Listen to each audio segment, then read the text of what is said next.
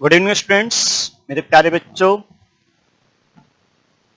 बीच में कुछ इंटरप्शंस आए क्लासेज में आपके ड्यू टू कोरोना वायरस। इस प्रॉब्लम को हम लोग दूर करने की कोशिश कर रहे हैं वीडियो लेक्चर के थ्रू। आज हम बात करेंगे बाबू फ्लूइड मैकेनिक्स में एक इंपॉर्टेंट टॉपिक है, चैप्टर बोल सकते हैं। वो चैप्टर है बायोन्सी एंड फ्लोटेशन। ये बायोन्सी एंड फ्लोटेशंस का बात हम करें तो फोर्थ सेमेस्टर मैकेनिकल और सिविल दोनों को पढ़ना है, लेकिन मैकेनिकल में यूनिवर्सिटी में इंक्लूडेड नहीं किया है, बट सिविल के लिए इंक्लूडेड कर चुका है। लेकिन फ्लूइड मैकेनिक्स का बात करें तो बिना बायोन्सी एंड फ्लोटेशन का फ्लूइड मैकेनिक्स इनकम्प्लीट माना जाता है। तो मैकेनिकल के बच्चे आप इस चैप्टर को अच्छे से पढ़ाई करिए। चलिए आज हम बात करते हैं, इस चैप्टर को इनिशिएट करते हैं आगे। और इनिशिएट करने से पहले सबसे पहले अगर बात करें कि इसमें एक बात होता है आर्किमिडीज प्रिंसिपल का। आर्किमिडीज प्रिंसिपल क्या है देखते हैं। तो आर्किमिडीज प्रिंसिपल बोलता है when a body is submerged or immersed, when a body is submerged or immersed. Submerged or immersed का मतलब डुबोना, दोनों का सेम मीनिंग है। अब वो बॉडी को स्टैटिक फ्लूइड के इनसाइड डुबोएंगे तो फुल्ली पूरे बॉडी को स्टैटिक फ्लूइड के इनसाइड या पार्शियली कुछ पार्ट स्टैटिक फ्लूइड के इनसाइड और कुछ पार्ट स्टैटिक फ्लूइड के ऊपर हम लाई करा सकते हैं। तो फुल्ली और partially in a static fluid. Static fluid means fluid is at rest. It means then there will be a net vertical force. Net vertical force बोलने का मतलब कि हम बोल सकते हैं कि जब फ्लूइड रेस्ट में हो तो उस पर शियर स्ट्रेस जीरो, और शियर स्ट्रेस जीरो मतलब क्या कि tangential force zero. It means static fluid के द्वारा बॉडी पे केवल एक ही फोर्स एक्ट होगा, वो नॉर्मल फोर्स होगा। Normal force means vertical force in upward direction. कौन सा direction? Upward direction. Upward direction ही क्यों, बाद में बात करेंगे। Upward direction will be exerted on the body, किसके द्वारा? स्टैटिक फ्लूइड के द्वारा। जिस स्टैटिक फ्लूइड में बॉडी को हम सबमर्ज किए, and the magnitude of this force means net vertical force. इसके बारे में हम बात कर रहे हैं, इसका मैग्नीट्यूड। क्योंकि फोर्स का अगर बात करें तो हम बोल सकते हैं कि it is first order tensor. It means क्या, इसका मैग्नीट्यूड एज वेल डायरेक्शन तो अपवर्ड है, लेकिन मैग्नीट्यूड ये हम बोल सकते हैं। तो मैग्नीट्यूड जो बराबर होगा वो किसके बराबर? Equal to the weight of the displaced fluid. Displaced बोलने का मतलब ये कि एग्जांपल के तौर पे इस फिगर में आते हैं कि कोई एक स्टैटिक फ्लूइड है, fluid is at rest, specific weight उस फ्लूइड का क्या बाबू? रोजी। फ्री सरफेस प्रीवियस क्लास में बताए भी थे कि फ्री सरफेस दो surface which separates air and liquid, या ये भी बोल सकती है सरफेस को एयर लिक्विड इंटरफेस। अब इस स्टैटिक फ्लूइड में इस बॉडी को सबमर्ज किए, cubical body suppose fully submerge है। 1 number top surface, 2 number bottom surface. 1 number top surface, 2 number bottom surface of cubical block represent कर रहा है। तब हम अगर बात करें 1 नंबर पे, तो 1 नंबर सरफेस टॉप सरफेस से ऊपर जितना भी फ्लूइड है उस फ्लूइड के द्वारा इस पे नॉर्मल फोर्स एक्सर्ट होगा मेरे प्यारे बच्चे। सिमिलरली 2 नंबर सरफेस जो कि बॉटम सरफेस है, तो इसके नीचे जितना भी फ्लूइड है बाबू, इस फ्लूइड के द्वारा भी इस वाले सरफेस बॉटम सरफेस पे नॉर्मल फोर्स एक्सर्ट होगा। हाँ, साइड में ये जो सरफेस ये और ये, इस पे भी इस फ्लूइड के द्वारा नॉर्मल फोर्स एग्जर्ट होगा। लेकिन ये जो साइड में जो फोर्स एग्जर्ट होगा इस फ्लूइड के द्वारा, तो दोनों की साइड अगर बात करें फ्री सरफेस से डिस्टेंस क्या है वो same, vertical distance same. Vertical distance बोलने का मतलब क्या कि हम बोल सकते हैं कि P equal to rho G H जो हम बात करते हैं बाबू, तो प्रेशर क्या है नॉर्मल फोर्स, और हम किसका बात कर नॉर्मल फोर्स का तो बात कर रहे हैं। यहां जब हम एच ले रहे हैं, ये एच क्या है vertical distance, normal distance from the free surface. तो यही तो बात करें, दोनों साइड से नॉर्मल डिस्टेंस क्या है बाबू सेम, एक दूसरे को क्या करेगा मैग्नीट्यूड सेम, बट डायरेक्शन क्या है बाबू अपोजिट, एक दूसरे को कैंसिल आउट कर देगा। तो हम केवल टॉप सरफेस पे फोर्स क्या एक्ट हो रहा है और बॉटम सरफेस पे नॉर्मल फोर्स एक्ट हो रहा है, ये दोनों का हम बात करेंगे।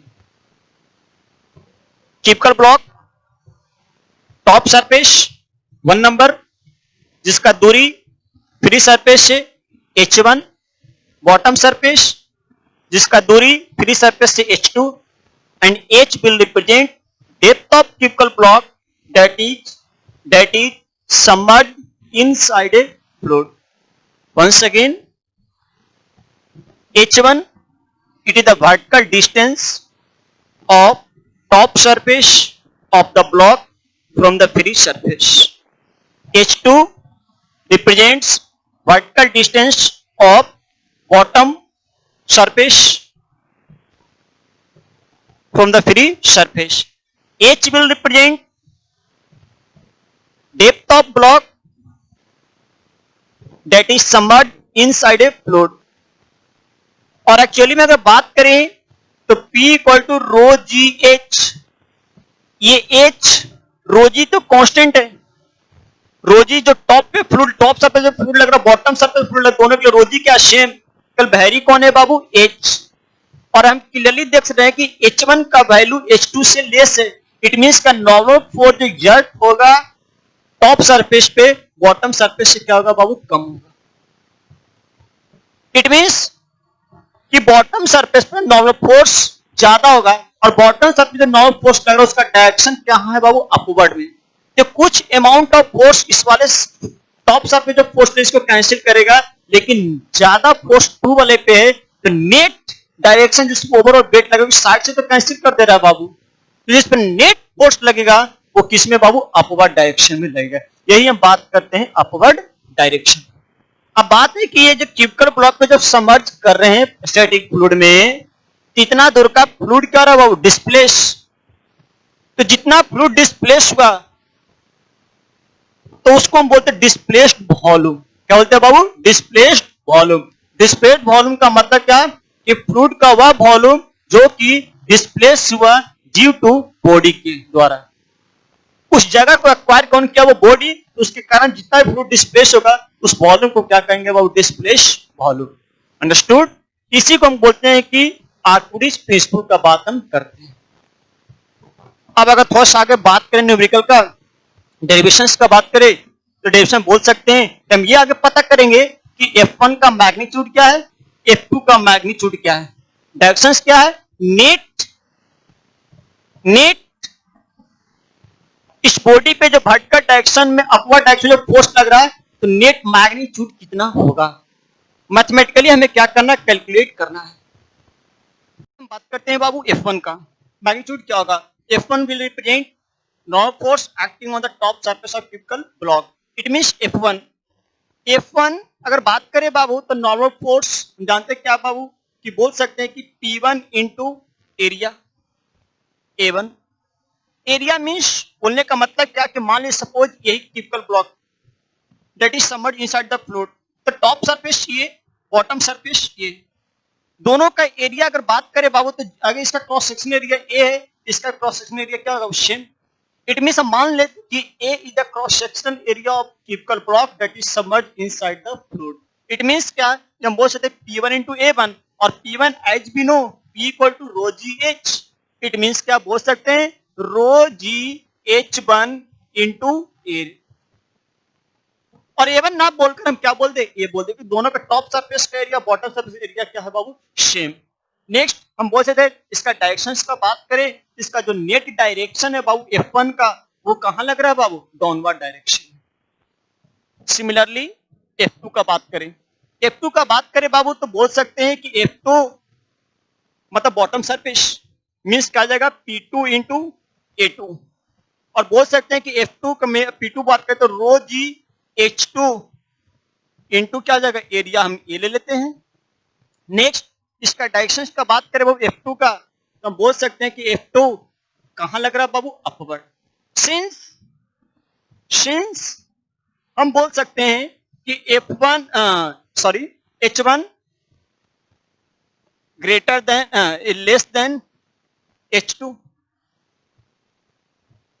और H2 greater than H1 means F2 greater than F1, F2 greater than F1 clearly seen.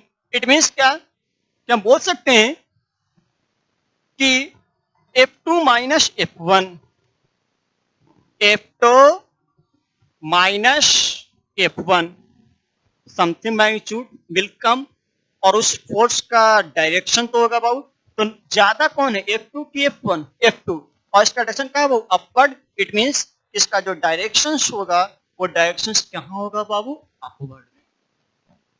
Net हम ये बोल सकते हैं इक्वल टू रोजी एरिया क्या होगा सेम। इट मीन्स बोल सकते हैं कि rho G A into H2 minus H1, F2 minus F1 net direction upward की तरफ, rho G A same, rho G A H2 minus H1।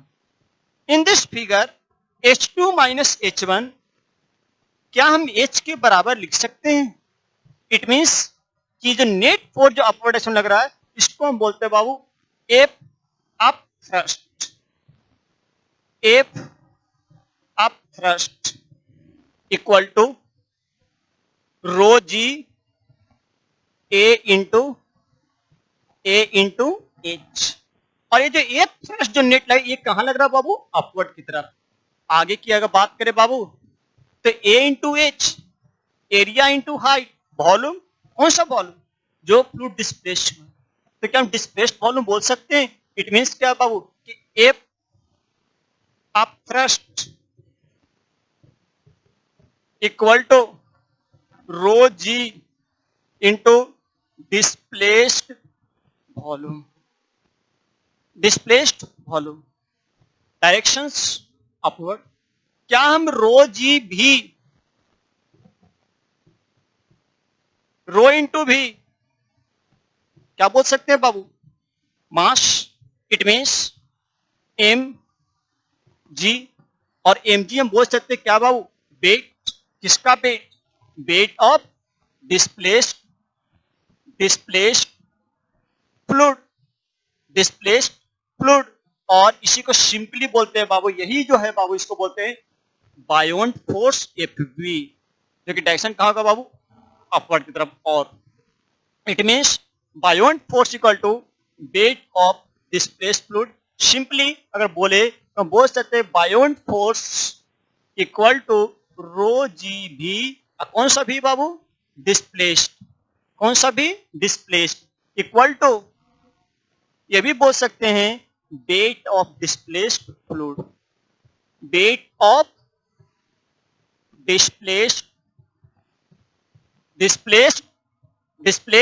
Fluid. It means कि सबसे पहला मैथमेटिकल एक्सप्रेशंस इस चैप्टर में अगर बात करें तो ये होता है Fp equal to rho G V equal to weight of displaced fluid. ये फॉर्मूला बहुत इंपॉर्टेंट है, मोस्ट इंपॉर्टेंट, इंफिनिटी टाइम्स। आप इस फॉर्मूले से आने वाले न्यूमेरिकल को आप इजीली सॉल्व कर सकते हैं, और इसमें जो भी टर्मिनोलॉजी है इस टर्मिनोलॉजी को आप कंप्लीटली अच्छे से समझिए। मेनली इंपॉर्टेंट भी डिस्प्लेस, वॉल्यूम डिस्प्लेस किसका बाबू फ्लूइड का, किसके द्वारा जो बॉडी समर्ज किए उसके कारण कितना फ्लूइड डिस्प्लेस हो वो हमें वॉल्यूम लेना है। थोड़ा एक एग्जाम्पल लेकर हम समझते हैं क्या है आगे कैसे क्या क्या कुछ टर्मिनोलॉजी है जो कि कंफ्यूजन कर सकता है, थोड़ा समझ लेते हैं। जैसे बात करें बाबू कि मान लीजिए कि आपके पास एक कोई ऑब्जेक्ट है जिससे आपको वेट मेजर करना है, सपोज कि इसका एक्चुअल में जो वेट है बाबू, एक्चुअली में बोल सकते हैं कि 5 केजी है। इसको मेजर करना है तो हम वेइंग मशीन लेंगे, तराजू। तो यहाँ पॉइंटर रीड करेगा कितना, वो 5 केजी रीड करेगा, ये नो डाउट। अगर 5 केजी इस ऑब्जेक्ट का वेट है तो ये क्या करेगा, 5 केजी मास शो करेगा। अब अगर वेट बात करें तो ये वेट जानते हैं कि हमेशा जी से लगता है, सेंटर ऑफ ग्रेविटी इंपॉर्टेंट है बाबू, समझिएगा जी। यहां से वर्टिकली डाउनवर्ड में इसका वेट लाई करेगा और वो ले सपोज कि जी का मान लेते हैं तो 50 न्यूटन लाई कर रहा है।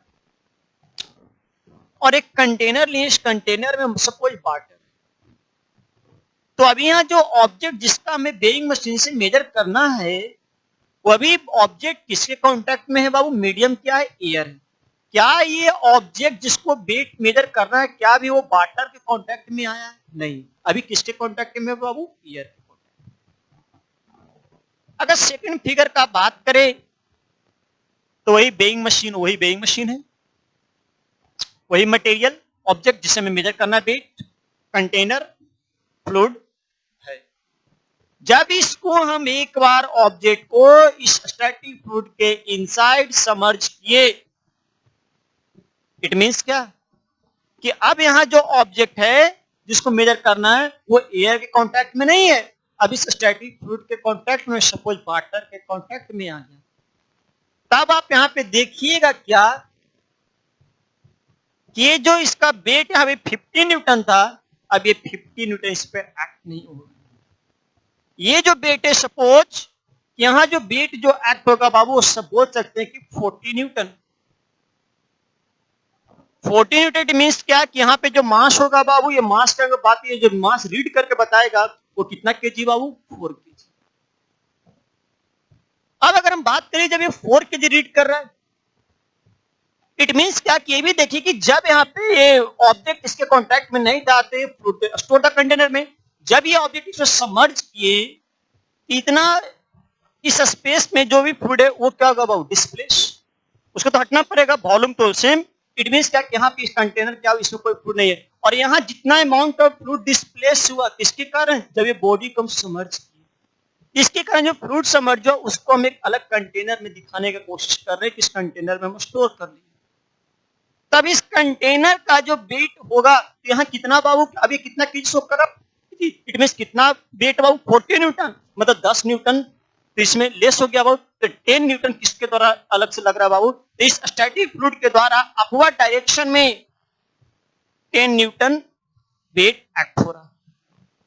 तो ये जो फ्लूइड डिस्प्लेस हुआ, तो इसका वेट बहुत ज्यादा कितना बाबू, 10 न्यूटन डिस्प्लेस फ्लूइड का।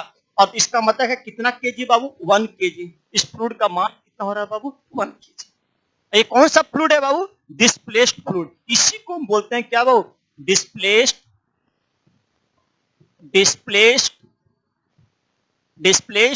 फ्लूइड। इट मींस क्या, एक एक टर्म को समझिए बाबू। अब अगर बात करें कि हम दो चीजें देख रहे हैं, जब किसी ऑब्जेक्ट को मेजर कर रहे हैं वेइंग मशीन से, तो जब वो ऑब्जेक्ट एयर के कांटेक्ट में है तो हम कितना रीड कर रहे हैं, वो 5 केजी।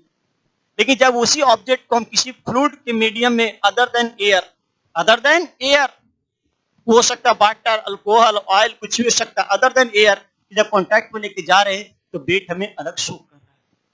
और ये वेट इससे क्या बाबू, कम है। लेकिन एक्चुअली में उस ऑब्जेक्ट का वेट मास कितना, 5 केजी, लेकिन ये दिख रहा कितना पाऊ यहाँ पे बाबू, ओनली 4 केजी। मतलब क्या, ये हमें क्लियरली दिख नहीं रहा, छुपा हुआ।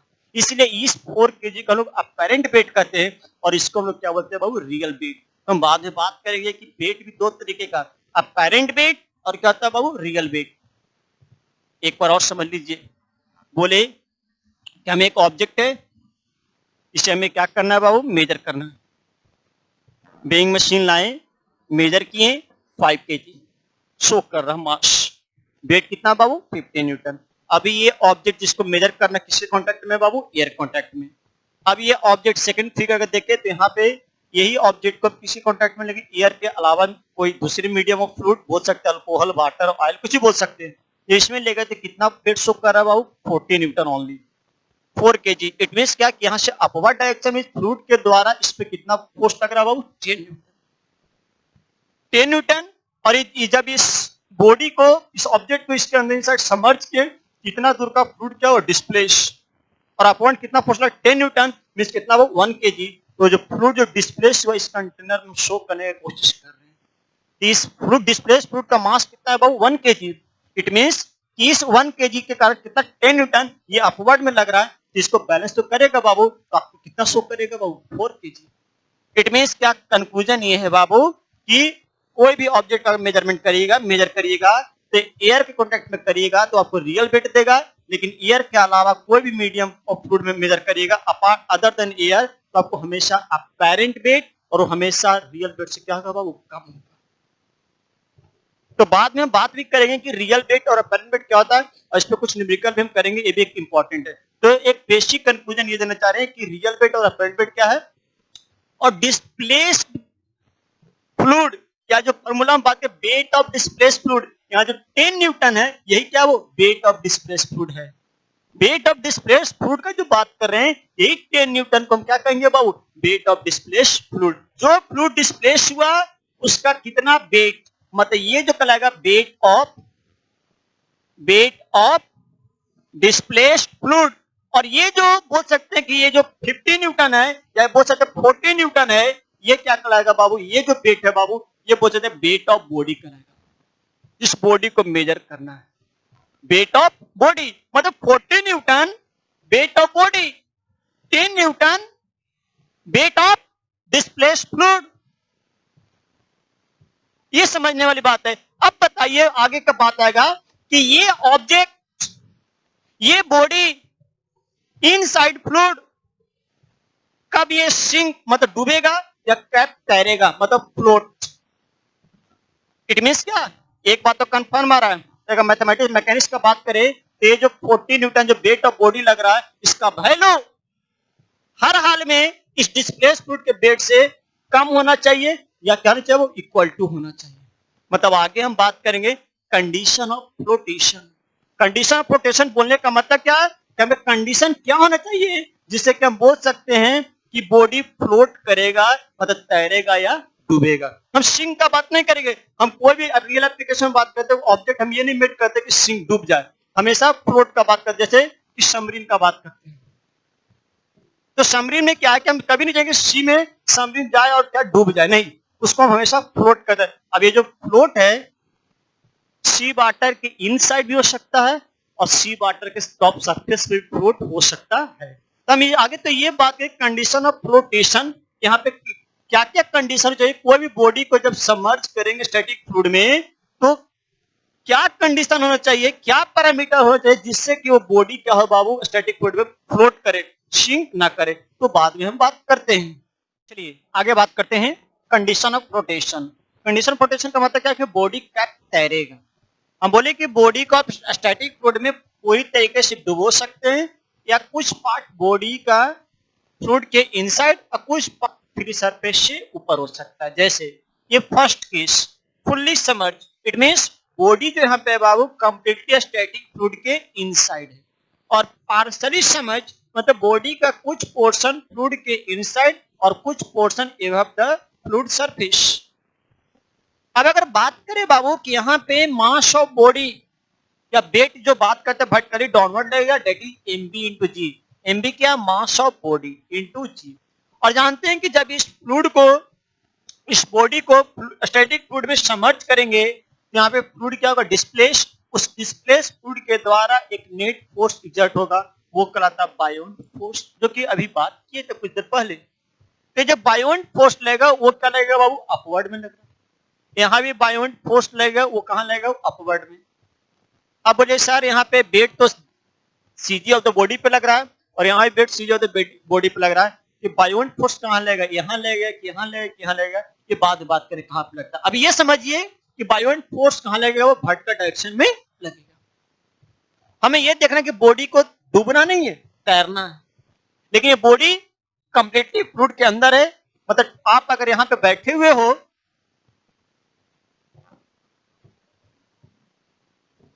तो आप इस बॉडी को नहीं देख पाओगे क्योंकि पानी के अंदर है, लेकिन यहाँ पे आप अगर बैठे हुए तो आप बॉडी का कुछ पार्ट आप देखिए क्या कि इस फ्री सरफेस पे ऊपर है, तो आप इसको कुछ पार्ट देख रहे visible, this portion is visible to the observer, लेकिन ये पोर्शन विजिबल है। लेकिन दोनों के केस में बॉडी डूबा हुआ नहीं है, बॉडी क्या कर रहा है बाबू, फ्लोट, तैर रहा है। तो कंडीशन क्या होना चाहिए, तो हम अगर बात करें कि मैकेनिक्स, सिंपल मैकेनिक्स, तो बोल सकते हैं कि अगर बॉडी को फ्लोट करना है तो जो वेट ऑफ बॉडी है उसका वैल्यू हर हाल में बायोंट फोर्स से कम या ज्यादा से ज्यादा उसके बराबर हो, तभी तो होगा। जब इसका वैल्यू इससे ज्यादा हो जाएगा बायोंट फोर्स से, तो बॉडी तो नीचे चला जाएगा, सिंक कर जाएगा। इट मींस क्या, अंडर इक्विलिब्रियम कंडीशन। अगर ये भी बोल सकते हैं कि बॉडी को फ्लोट करना है तो बायोंट फोर्स का वैल्यू इससे क्या होना चाहिए, बहुत ज्यादा ही होना चाहिए। मतलब F B is much greater than या equal to mass of body into G. अगर इक्विलिब्रियम का ही बात करें बाबू तो बोल सकते हैं कि अंडर इक्विलिब्रियम कंडीशन, इक्विलिब्रियम बोल सकते हैं क्या कि एफपी का value mass of body into क्या होगा बाबू जी, मास ऑफ बॉडी इनटू जी। अब यहां भी बात करें कि इस केस में भी एफ बी ग्रेटर देन या equal to mass of body into G. और अगर यहां भी अंडर इक्विलिब्रियम कंडीशंस का बात करें, अंडर इक्विलिब्रियम, तो बोल सकते हैं कि एफपी इक्वल टू मिनिमम कम से कम वेट ऑफ बॉडी के बराबर होना चाहिए कि नहीं होना चाहिए, अगर बॉडी को फ्लोट करना है तो। तब यहां देख लेते हैं कि यहां पे अगर बात करें तो एफ बी अभी पढ़े rho G B, it means का density of fluid G into displaced volume equal to mass of body, density of body, volume of body into G. क्या लिख सकते हैं मेरे प्यारे बच्चों, यहां भी देख लो, density rho G displaced fluid का volume equal to density of body, volume of body into G. कोई दिक्कत नहीं होना चाहिए, उम्मीद करता हूं। चलिए आप बताइए कि जी जी कैसे लो, आप यहां क्लियरली बताओ कि जो volume of body completely submerge है, in case of fully submerge volume of body, क्या डिस्प्लेस्ड फ्लूइड का जो वॉल्यूम होगा दोनों बराबर होगा कि नहीं होगा बाबू। इट मींस क्या कि डिस्प्लेस्ड फ्लूइड का वॉल्यूम और वॉल्यूम ऑफ बॉडी क्या है, इक्वल टू। और यहां तक बोल सकते हैं, लेकिन इस केस में वॉल्यूम ऑफ बॉडी कंप्लीट ये है, लेकिन जो डिस्प्लेस्ड फ्लूइड हो रहा है केवल इतना ही ना हो रहा है बाबू, this much only fluid is displaced. It means क्या कि in partially submerge volume of body is not equal to the displaced fluid, लेकिन यहां अगर बात करें तो volume of body is equal to the displaced fluid. तो यहां बोल सकते हैं कि ये और ये कैंसिल आउट, लेकिन यहां कैंसिल आउट नहीं होगा। और ये भी देखिए कि जब यह कैंसिल आउट मतलब क्या, रो भी, ये रो किसका, डेंसिटी ऑफ फ्लूइड, और ये रो भी किसका, डेंसिटी ऑफ बॉडी। जानते हैं क्या कि रो भी density of body upon density of fluid कर सकते हैं, इक्वल टू क्या आएगा 1। और बोलते हैं क्या कि density of one fluid upon density of another substance is known as relative density. It means क्या, किस केस में बोल सकते हैं कि रिलेटिव डेंसिटी का वैल्यू हमेशा क्या होना चाहिए बाबू, 1, हमेशा क्या होना चाहिए 1। यहां देख लेते हैं जी जी कैंसिल, नो डाउट। और यहां मालूम है कि डिस्प्लेस्ड वॉल्यूम और volume of body cancel out नहीं होगा। और यहां क्लियरली दिख रहा है कि volume of body displaced fluid से ज्यादा है। इट मींस क्या, अगर राइट साइड बात करें तो volume of body displaced fluid से ज्यादा, मतलब वो ज्यादा तो ये क्या कम। और अगर LHS इक्वल टू RHS रहना है तो अगर ये कम है तो आपको हर हाल में ये ज्यादा होना पड़ेगा और ये क्या होना पड़ेगा, कम होना पड़ेगा। और यहां rho B upon rho equal to 1, तो अगर हम यहां बात करें कि रो बी अपॉन रो का रेशियो जो कि रिलेटिव डेंसिटी की बात हम करते हैं RD, उसका जरा बताइए तो इसका वैल्यू कम, इसका वैल्यू क्या वो ज्यादा। क्लियरली दिख रहा है कि इसका वैल्यू इससे क्या ज्यादा, और जो रेशियो आएगा वो लेस देन क्या आएगा 1। It means condition of flotation क्या है, कंडीशन ऑफ फ्लोटेशन का बात करें बाबू तो रिलेटिव डेंसिटी का बात करते हैं, और रिलेटिव डेंसिटी हमेशा लेस देन या इक्वल टू क्या बात करते हैं 1 का। अगर बॉडी को फ्लोट करना है तो RD का वैल्यू लेस देन या इक्वल टू क्या चाहिए बाबू 1। चाहे तो अगर किस केस में 1, जब बॉडी कंप्लीटली क्या हो सबमर्ज। किस केस में लेस देन 1, जब बॉडी क्या हो पार्शियली सबमर्ज। अगर RD का वैल्यू 1 से ज्यादा हो गया तो बॉडी चाहे पार्शियली हो या फुल्ली सबमर्ज हो, वो बॉडी क्या कर जाएगा, सिंक कर जाएगा, वो तो बॉडी क्या हो जाएगा, डूब जाएगा। मतलब क्या कि सबमरीन का बात करें तो सबमरीन में हम डिजाइन करते हैं बाबू पनडुब्बी में, तो हम यहाँ कोशिश करते हैं कि आरडी का वैल्यू लेस देन 1 या इक्वल टू क्या हो बाबू 1, इक्वल टू 1 कब, जब सबमरीन कंप्लीटली सी सरफेस से बिलो हो, और इक्वल लेस देन 1 कब, जब submarine at the top surface of the sea surface हो, तब उस केस में बोल सकते हैं कि आरडी का वैल्यू लेस देन 1 होना चाहिए। कभी भी सबमरीन के डिजाइन में आरडी का वैल्यू ग्रेटर देन 1 नहीं रखेंगे। ये रियल एप्लीकेशन, कोई भी डिजाइन करेंगे तो आरडी, अगर बॉडी को फ्लोट करना है तब वो आरडी का वैल्यू लेस देन 1 या इक्वल टू क्या रखेंगे, 1 रखेंगे। ये कंडीशन है और ये इंपॉर्टेंट है बाबू, objective competitive point of view से बहुत इंपॉर्टेंट है, आरडी आते रहते हैं। एक न्यूमेरिकल इस पे कर लेते हैं, कुछ कॉन्सेप्ट और क्लियर हो जाएगा। जैसे अगर हम बात करें वो न्यूमेरिकल में, एक example, A metallic body flows at the interface of mercury and water in such a way that 40% means suppose कि मेटेलिक बॉडी का वॉल्यूम भी तो उसका 40%, 40% of its volume is submerged in mercury, the remaining 60% of metallic body is submerged in water. Then find the density of the body. कौन सा body, metallic body. Suppose एक metallic body है जिसका volume मान लेते हैं भी, ये भी कंप्लीटली सबमर्ज है फ्लूइड के अंदर, लेकिन सिंगल फ्लूइड के अंदर नहीं है, दो फ्लूइड है, एक मरकरी और एक वाटर। और जानते हैं कि मरकरी वाटर से हैवियर है, तो मरकरी नीचे होगा और वाटर इससे ऊपर होगा। ये दोनों इमिक्सेबल फ्लूइड है, that is they do not mix each other, immiscible fluid, यहाँ पे इंटरफेस बनेगा। तब ये मरकरी के अंदर इस मेटेलिक बॉडी कितना परसेंट, 40%, और यहाँ कितना परसेंट, 60% किसमें, वाटर में। तो टोटल वॉल्यूम भी 0.4 भी मरकरी के इनसाइड, 0.6 भी वाटर के इनसाइड। अब इस बॉडी को फ्लोट करना है, एक ही कंडीशन जानते हैं, कंडीशन फ्लोटेशन, कि बायोंट फोर्स इस स्टैटिक फ्लूइड के द्वारा, जो कि दोनों फ्लूइड वाटर और मरकरी का बात करें, दोनों के द्वारा जो अपवर्ड फोर्स में लगेगा, अपवर्ड डायरेक्शन फोर्स, वो वेट ऑफ बॉडी से कम से ज्यादा या उसके बराबर होना चाहिए। तो मिनिमम कंडीशन, बायोंट फोर्स दोनों के द्वारा, एक buoyant force due to water और buoyant force due to mercury equal to weight mass of body into G. Buoyant force rho G भी, तो density of water into G into displaced volume किसका, water का, plus density of mercury into G, displaced volume किसका, mercury का, equal to density of body into volume of body into G. यहां से G G G cancel out. Next, water का density 1000 लेके चलते KG पर मीटर क्यूब, इंटू कितना volume displace हुआ, 0.6p। जितना मेटेलिक बॉडी का पार्ट समझ उतना ही वॉल्यूम डिस्प्लेस होगा, 0.6p, प्लस मरकरी का density 13600 into 0.4v equal to density of body into volume of body, क्या माने बाबू, भी ले लिए, भी cancel out, that means density of body equal to 6040, that will be your answer. अब अगर यहाँ बात करें बाबू, इसी बेसिस पे बेसिक न्यूमेरिकल आते रहता है। जब भी बायोशियन प्रोटेशन का बेसिक न्यूमेरिकल आए तो आपको हमेशा क्या करना है बाबू, ये फॉर्मूला अप्लाई करना है।